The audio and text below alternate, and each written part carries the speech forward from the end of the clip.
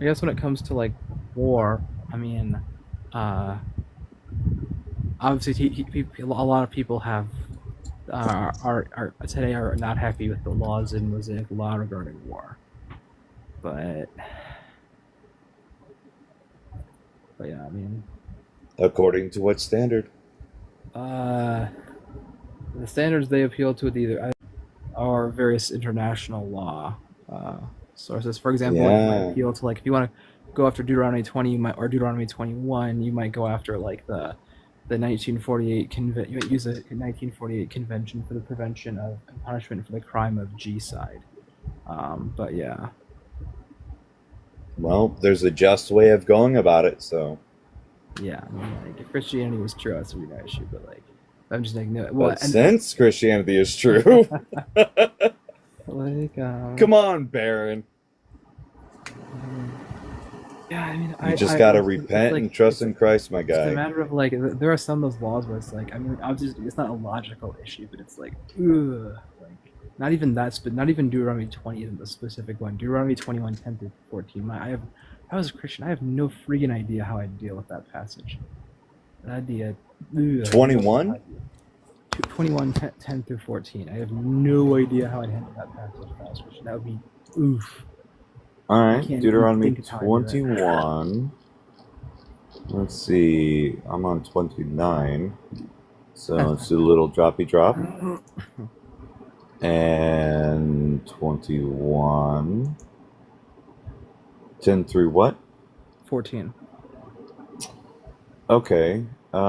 Oh! My pastor went over this one. I see. When you go out to war against your enemies, and the Lord your God gives them into your hand, and you take them captive, and you see among the captives a beautiful woman, and you desire to take her to be your wife, and you bring her home to your house, she shall shave her head and pare her nails, and she shall take off the clothes in which she was captured, and shall remain in your house and lament her father and her mother a full month. After that, you may go into her and be her husband, and she shall be your wife. But if you no longer delight in her, you shall let her go when she wants, but you shall not sell her for money, nor shall you treat her as a slave, since you have humiliated her. So the concept here is since typically single men lived at home with their parents, and she would be amongst the family, she gets to see the customs, she gets acquainted, and she also has the opportunity for a month to grieve, to lament. After that, you may go into her and be her husband, and she shall be your wife.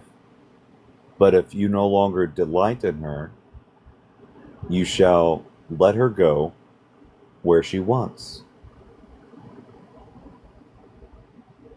So she can decide where to go after that, and you are to let her go free Yes. without any quarrels. So this is all underneath the predication of the entirety of the law of love thy neighbor and everything that is held within on how to love your neighbor. So you are not to abuse her, you are not to um and when it comes to like the changing of the clothes, this is not like a perverted secular way of trying to spy on her and use her as an object. No. So this is indicative of she had an old life and now she is coming into a new life. And I would tie in the whole um, when a Christian is saved, they were once an enemy, Now they are not. Way of doing things, an old custom, and they now have a new way of doing things. They appear different to God. So instead of filthy rags that they are clinging to within their state of destitution, they now have holy garments that is bestowed upon them in their state of grace. And Okay. the whole capturing them, I mean, it makes sense given the command of God to devote all the males to destruction. So she's gonna. So if one leaves her there, there's no men. There's no men to do the work. So this is a just thing to do in light of war. Okay. Do you know the typical issue people have with the passage? No.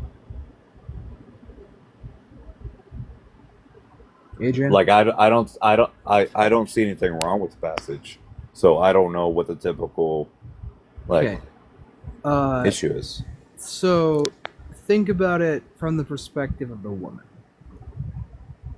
Okay. So in the scenario you described here, foreign nation came in, invaded, unalived her mother and her father, destroyed her village, took everyone prisoner. One of the people in the army that did that wants to marry her, wants to sleep with her. Do you think it's even like slightly plausible that she would be willing to consent in that scenario? Yeah. How? Well, given the fact of um goodness words, the matter of grape. Because if she's not consenting in marriage, then she's not going to be consenting in intercourse. Yes. And so that would fall underneath the matter of grape. It would. So we I mean, are the to issue. utilize So the you have to entirety then. of God's law and harmonize it. I mean, the issue with the idea would be like even if we assume for the sake of argument this is an adult woman and that she said yes or what have you, like the reasoning of the combination of you're familiar with the concept of like power imbalances, right? Like how that affects or is held to affect consent.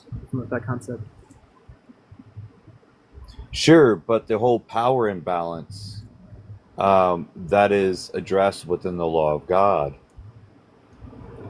So the Israelites is not to utilize his strength, his authority, his power to overcome this woman.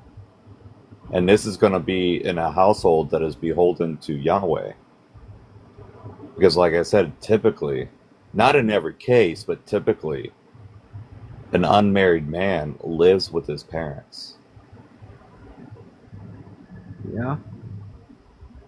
And so you're going to have uh, his mom, his dad, other siblings around. And then once they are married, then they're going to have a house of their own. But while she is grieving, lamenting, and getting accustomed to things, she's going to be surrounded by a loving community that is beholden to what Yahweh says. I mean, the Now, community sure, there would be just. cases where that could be abused, and if that is such, then yeah, God's law does address that. Yeah, I mean, so the issue, so the thing would be essentially this, right? So, given the situation of like someone who had that happen to them, presumably the reaction you have when someone invades your community and unalives your parents is that you usually, most people at least, would generally be more inclined to unalive members of the army if they had the power to do so, rather than want to marry them. Sure. That's the point being that, i.e., it's very, very, very, very unlikely that there would ever be a situation, or maybe very rarely be a situation where she gives it. She's willing to do that out of fear. Like, i.e., if you think, like, you got your captor wants you to do this, you might feel Well, fear, yeah, it therefore say yes, sure, but like yeah, not actually. Yeah, it may start out as fear from the woman, um, and maybe. so she has time to acclimate. She has time to get to know the family, the community. She gets to know the man, and then after that, if the man no longer wants to have anything to do with her because she, for whatever reason, still has fear or has hatred in her heart for him, then yeah, he's not going to want to marry her. He's not going to want to take her as his bride. I mean, So when we dive in, instead of just like reading face value, it makes a lot more sense, and it's a lot more merciful. It's a lot more loving. It's a lot more just than just leaving her with no men to protect and provide for her. Now she has a man to protect and provide for her, and one that would love her. If she's not an obstinate, stiff-necked woman, of course. yeah, I mean, like, so I mean, yeah, I guess, like, I mean, the issue would be more of like the implicit, I guess, like, so after the 30 days, like, if she's endured, a very traumatic experience, to put it mildly, one that would naturally create hate in the heart. I mean, it seems very hard to believe that she would be willing to consent outside of reasons related to fear, and therefore, if, for example, the first act that they did was one she did out of fear, I mean, in the way English language is ordinarily used, Sure, that's yeah, great. but like I said, if she has fear, then it's going to come up one way or another, and it's going to come up in body language. It's going to come up in verbal language, and a man's going to pick up on that, and he can delay that taking her as his bride.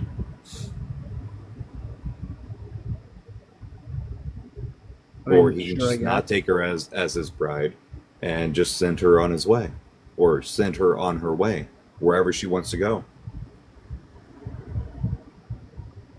Original. Yeah, I guess. I mean, like, if it's a situation where, like, the man is, like, very, how do I put this? Uh, like, is a super, like, religious, devout individual. Sure, he might be, like, super nice to her, and the community might be super nice to her, but Yeah. in practice, will that actually happen, or did that actually happen historically? Especially if you just Well, follow what we. we don't. So this is like kind of like a case law. So this describes. Well, it's not really a case law because case laws describe things that happen, but this is a prescription on how warfare is to be treated and the aftermath of warfare. So we don't. I don't know of any evidence that says if they went along with this prescription or if they took it on their own behest and did whatever they wanted to do. We do have examples, though, um, when it comes to God's commands on warfare, where Israelites they followed that to the letter, and in other situations where Israelites disobeyed. So we can take those examples and apply it to this and say, yeah, there were those that took advantage of this and did whatever they want. And there were those that followed it to the letter, and they were truly beholden to Yahweh and showed care and compassion to this woman.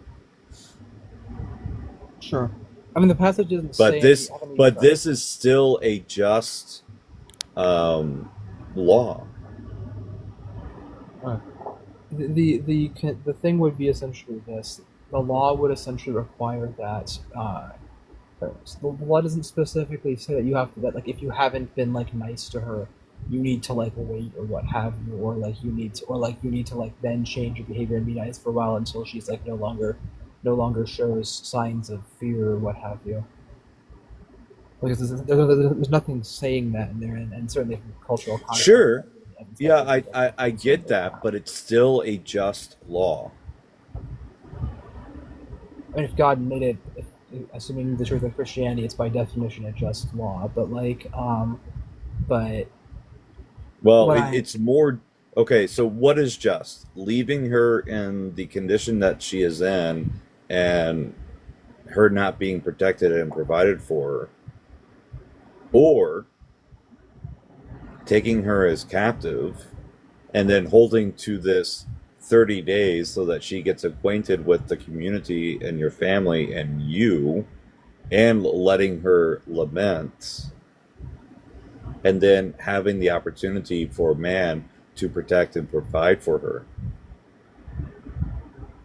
instead of having things having her to fend for herself.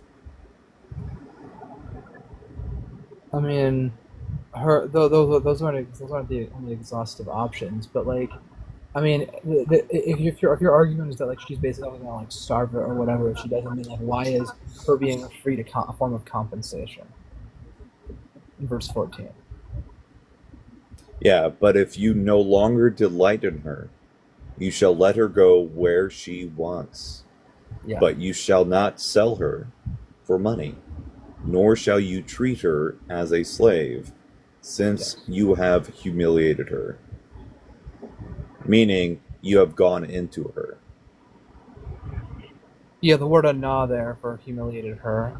There's obviously some controversy what that word means, but like, there's a similar law in Exodus 21 that it doesn't use the word "anah," but talks about like basically a similar situation like a man man sells his daughter, uh, the owner basically buys the daughter, and how do I put this? Like essentially, if he wants to divorce her, he has to like, basically let her go free. Oh, what was that for polygamy? Yeah. Also, if he gets another wife and doesn't properly provide for her, he has to let her go free. Basically, because the rationale there is cited because he's broken faith. So I'm not sure if "anah" is referring to like the specific act that he did with her. Uh, because some I know some people argue that "anah" refers to like rape, but and that's essentially kind of like a level of compensation for like, but yeah, the fact that would make it, that interpretation doesn't make a ton of sense. The divorce one makes the most sense, but yeah,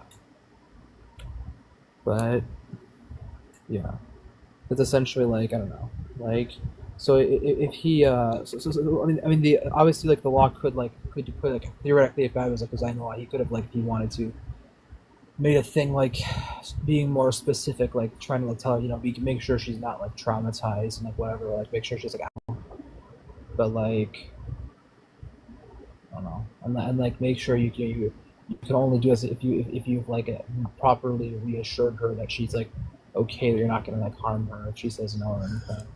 But Right, and so the minimum time frame is a month because it says um, uh, after that you may.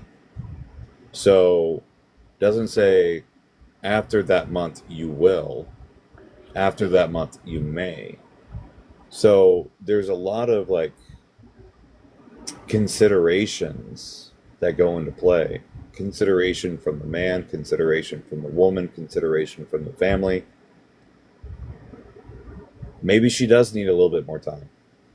And she sees the love of the family and this man who went to just war with her nation, she will see that the nation that she was in was wicked, and that what he had done was just. And so she may recognize that, but may need a little bit more time in the lamenting and grieving process. So that is allowed. I'm not denying that. Like, if a man felt so inclined, he's allowed by the law to do that. Yeah, I'm not. But Right. it's more that like there isn't like a like the law doesn't like specifically, it doesn't instruct him to like essentially like take any kind of like extra steps to like ensure that she's like not afraid. Well, that is, I don't want to say implied, but given the harmony of God's law, that man would, like, if he is wanting to take her as his bride, then yeah, he's going to want to make sure that she is comforted. I would hope so. Especially if he's one who is beholden to what Yahweh says. Yeah, I would hope that if he like loving his, I would think that if he was like loving God with all his heart, soul, strength, and mind, loving his neighbor as himself, that he would, or even like making a effort at a significant effort at doing so. I'd imagine he would Right, have a hard time, thinking that it would be okay for him to just like take advantage of his wife's terror. right. Yeah, I guess that makes So sense. yeah. So yeah, given this prescription, it does not automatically then imply that the man is going to take advantage of of her terror from a position of authority. Yeah, Though one could utilize this if that was, if we were a nation that was beholden to Yahweh and we followed his law, one could utilize that, take advantage of her terror from a position of authority. Now, would that be right in accordance to God's law? No, because that's yeah, not loving your neighbor as yourself. yeah. That's not doing unto others as you would want done for you. Yeah, that's a good point. Yeah, that doesn't seem to make any sense to think that. Okay, yeah, yeah. If we interpret it in light of like the golden rule and so on, I think that would make sense that like there could be a level of implication that he should be careful. I mean, I guess the concern would be like if like sometimes people like try to act like cooperative or happy when they aren't actually. So it's that way for the sake of like safety, but I don't know. But like I mean, but I don't know. It's Paul that says it. Uh, The law is good if used lawfully. yes.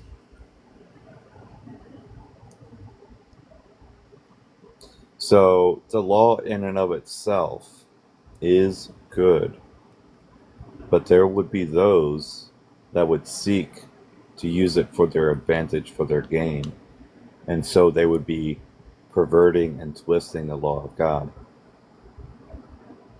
Yeah, makes sense. They'd be using it to hurt some poor woman who they took captive. That would clearly not. That would clearly go against. Yeah. Because if you remember the Pharisees and the Sadducees, they took advantage and went to the extreme concerning the law of God, and even so much so, they started traditions of man and made them on par with the law of God.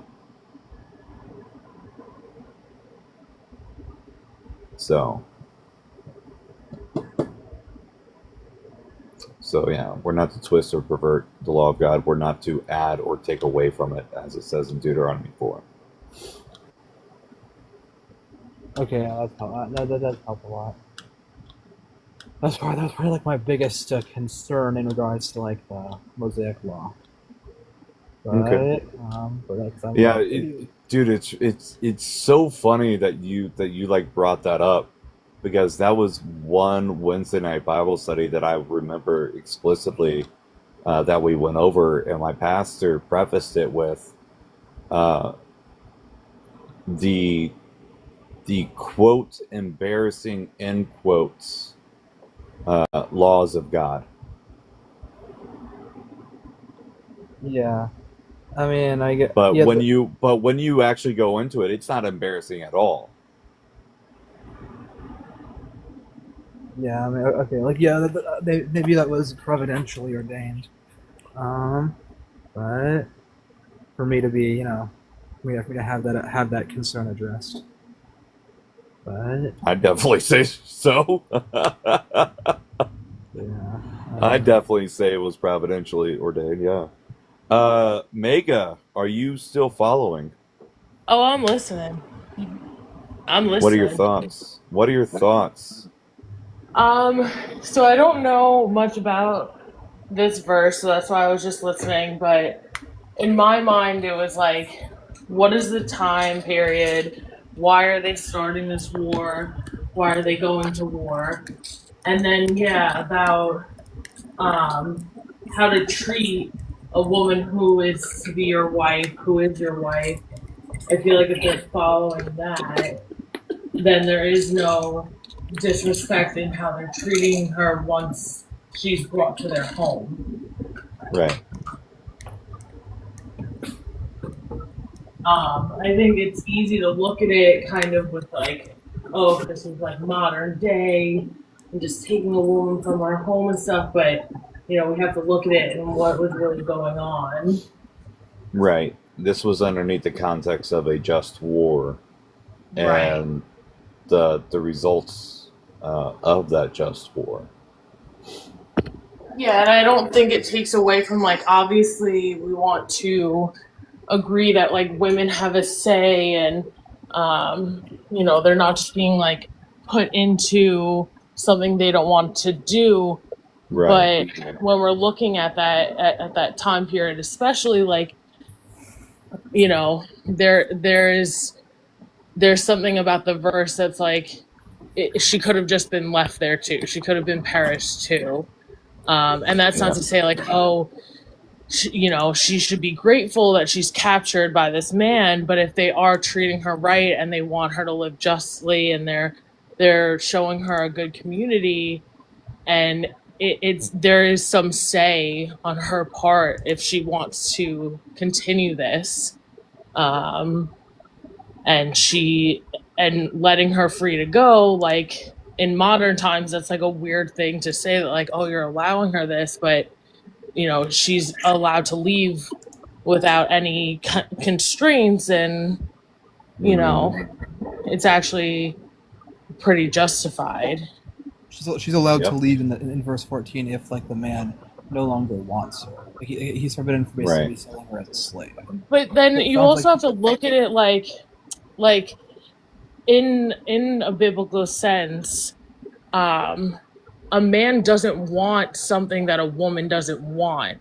Like they're making Mm-hmm. decisions based off what is best for their woman and their child. So the way I see it is if, this isn't for her, like she just can't do it, then he's making that decision based off what is. And Yep. I So see. so fantastic on that, Mega, for taking the entirety of God's law into consideration with harmonizing scripture while forgetting other portions of scripture. And that's not what you're supposed to do. We're supposed to harmonize. And so when it comes into like, you're exactly right. If she does not want to be married to him, it's going to be apparent. And if that is the case, then this is a man who is beholden to what Yahweh says, taken into the entirety of God's law into consideration. Is he going to want to marry her? Is he going to want to be with her for the rest of his life? No. right. I mean, obviously, like I mean, I would at least like have a very hard time understanding why a man would like, even outside of the moral issue, like why would a man want to like sleep with or marry a woman who isn't willing? I don't understand it. Yeah. Like, doesn't make much sense. But like why would? How could you get any enjoyment out of that? It seems like it would just be, even outside of the horrible like immorality of it, it would just be like, just like, what's the point? Like, but that's just, I don't know. The thing is, I know not everyone thinks that way, but yeah, Yeah. it does. I get it. Yeah, it does help a lot. I keep forgetting the whole idea that like that we should like interpret things in light of the golden rule and like essentially interpret and therefore use it as kind of, I guess, like a, I don't know if charitable is the, we'll just say, yeah, charitable kind of interpretation of the law whenever, I mean, in light of the golden rule. So yeah, it makes sense to see that as like a law that offers protection. I mean, well, I don't think I don't think I ever questioned the idea that the law did offer at least a level of protection, but that's I think it offers the law of protection, but then yeah, you have to remember that if they are fighting in this just way, that they are holding these standards in their own like household and community, and I don't. I mean, I'm sure things have happened, but I don't think that if they're fighting for this justice, right? They're in their household, they want the same morals. So if the woman is not okay with being with the man, I don't think that he's forcing himself on her. It's more of like, do you agree with this, and do you want to live this life with us?